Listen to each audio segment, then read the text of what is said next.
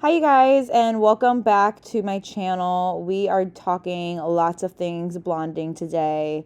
This client of mine, we do a full highlight on her, but we only do it twice a year, maybe 3 times at the very most. So I wanted to talk about how we're able to do max, like high impact blonding that also gives longevity. And I also wanted to talk about how I'm able to get my blondes really bright and how they're able to stay very bright in between appointments as well. Because, like I said, she does not come much. She is pretty low maintenance when it comes to her hair. So, um, but as you see, like her starting point, she has like little to no yellow. Sorry, Navy was barking there for a second. Um, so yeah, if that sounds like something that you would want to hear more about, then we're going to get started. So starting in the back today, I normally like to start in the back with my full highlights if we haven't done their hair in a while or if their back is very dark. And the reason why is just because they have a lot more depth typically down in through here.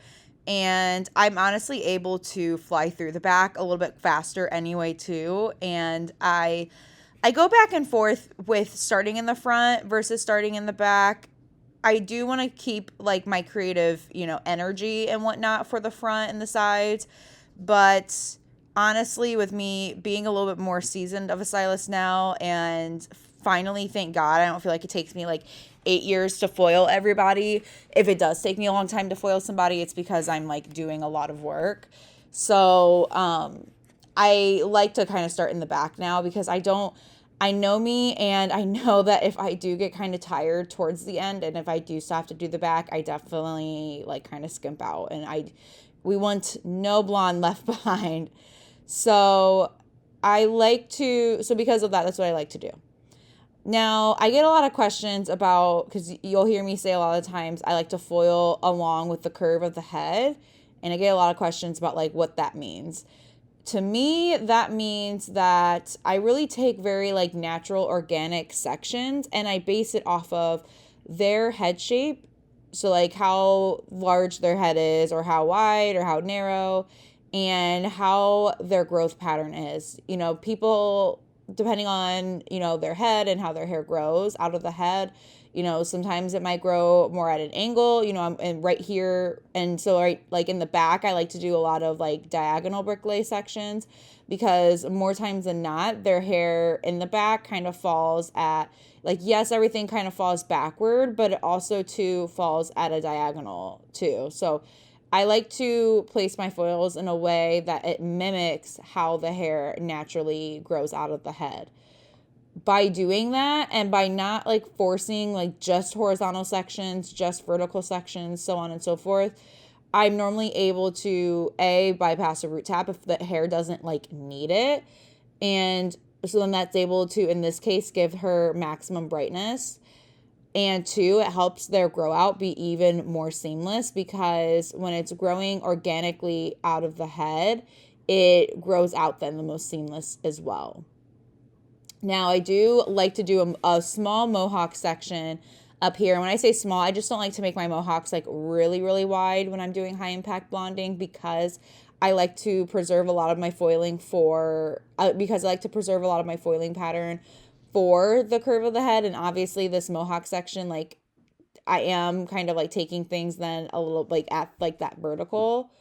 The reason why I like to do a mohawk is because I am able to get maximum brightness at this topmost part of the head, which is very important, obviously, to a blonde. This is basically all of like the part line that I'm foiling right now is kind of what I want you to keep in mind. So I normally say more or less like 2 inches on each side is what I like to do. For the money piece, she does like a pretty like nice blonde pop.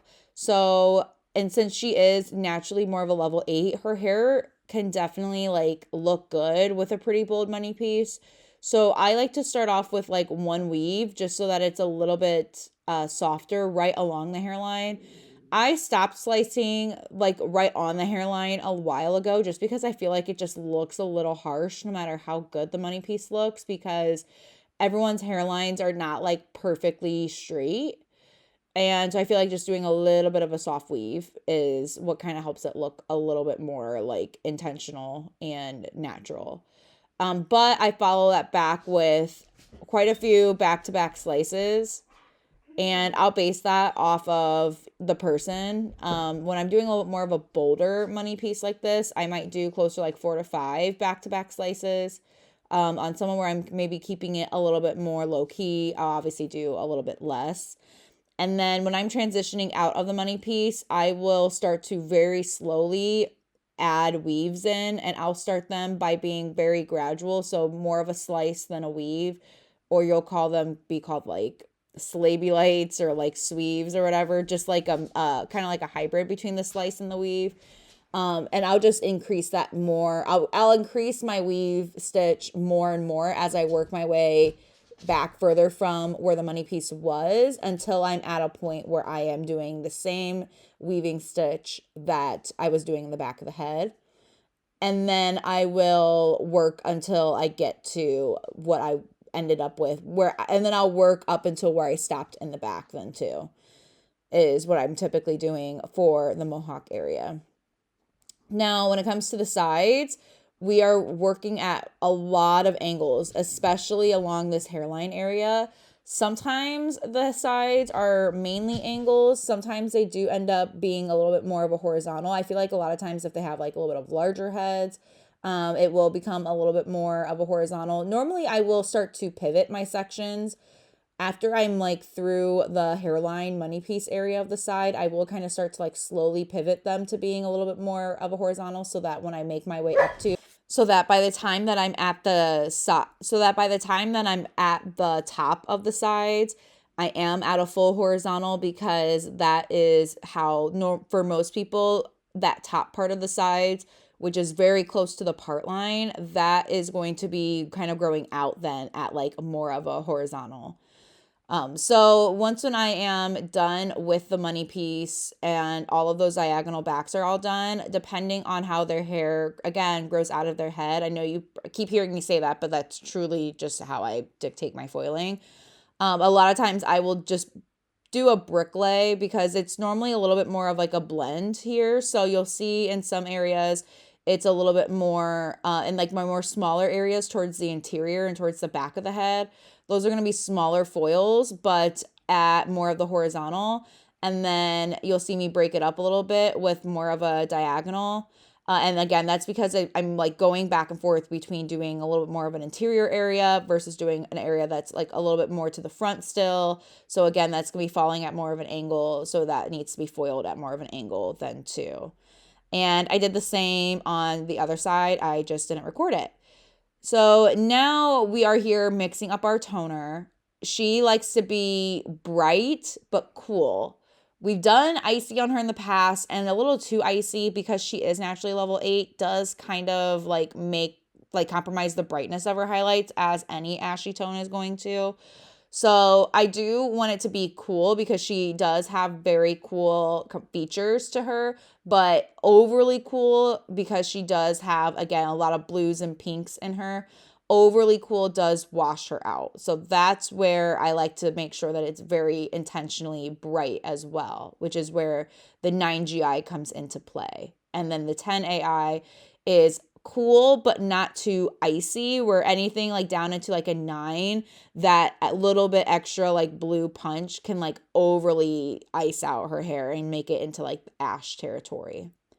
So what I like to do when it comes to rinsing my clients' foils out when they are bright blonde, when I'm consulting with them, I'm assessing how bright their ends are in the chair already. And if I see that the hair has darkened up a little bit and it's gone to more of a dark level 9 or more of a level 8, I will assess, do I need to tip her ends out? More times than not, for my bright icy blondes, I do want to. That wasn't the case here. She was still very bright. She actually had maybe like a hint of purple shampoo buildup. So I just knew I needed to get that out, which that's very common for bright blondes, especially if they haven't been in the salon for a long time. I feel like a little bit of purple shampoo buildup is a little common. But Yeah, so if they are more of a level 9 or more of a level 8, I will decide. And normally, if it's like a level 8, I'm going to tip their ends out dry. If it's a level 9, I will base it off of their integrity, their texture, and how yellow it is and what the end goal is. Now, like I said, she was still very bright, and I haven't seen her since, I don't know, sometime like late summer, I believe. So that's very good, especially in the winter too. I feel like that is definitely when people get pretty dark. Now, I did still want to make sure that her ends were still bright though. So what I've been doing lately is I will brush the lightener after I pull all her foils out. I will brush the lightener all the way through the ends, and that will help to kind of like open the cuticle up a little bit on her ends. And then when I go to rinse out the lightener, I will clog the shampoo bowl up for a couple seconds, and I will let that diluted lightener mixed in with obviously a lot of water sit in the ends of her hair. Now, none of this is going to actually brighten up the ends of the hair. So if you need to do any additional brightening, even a half a level, do not do this. It's not going to give you the overall result that you want. I am looking to just slightly open up the cuticle so that I have a little bit more of a clean canvas to tone her on. Then what I also like to do is I go in immediately with a clarifying shampoo. L'Oreal Metal Detox is my absolute favorite for this. And I will even like scrunch it into the ends of the hair and just take my time working this clarifying shampoo in. All of these additional steps are what you can do to make your blonde's canvas super bright, so that then when you go to put the toner on, it's going to tone evenly. You are just toning to refine a little bit. You're not actually like toning to like correct or anything of the sort. It doesn't need to sit for a very long time, and you're able to, finish the service up then fairly quickly. Now, you guys do see me wet balayaging here a lot, and if I need a wet balayage, I absolutely will do that too. Just in this case, it wasn't needed. So if it's not needed, why push the hair, you know? Another thing that's going to make sure that your blondes get bright is the lightener that you choose. That's why I use Oligo Extra Blonde. It makes my blondes bright and it keeps them bright. There are some lighteners out there that will lift to a level 9, but it doesn't actually keep their blondes bright. So the lightener that you choose is going to be very, very crucial for this as well. And then I normally like to finish them up with a little bit of purple shampoo mixed in with their regular shampoo, just to, again, just give like a little bit of extra coolness. And this is what this is what the end look looks like. It is so good. It's so bright, but she has a good amount of dimension still at her root. So she's going to be able to, again, go. I probably won't have to see her until like beginning, middle of summer. And it's just like the perfect mix of bright with a little bit of cool, and keeping her natural base in there too helps to keep a little bit of color in her complexion so that it's not like overly washing her out then either. So I hope you guys enjoy. I hope you learned something new. If you have any questions, let me know in the comments below, and I will see you in my next video. Bye.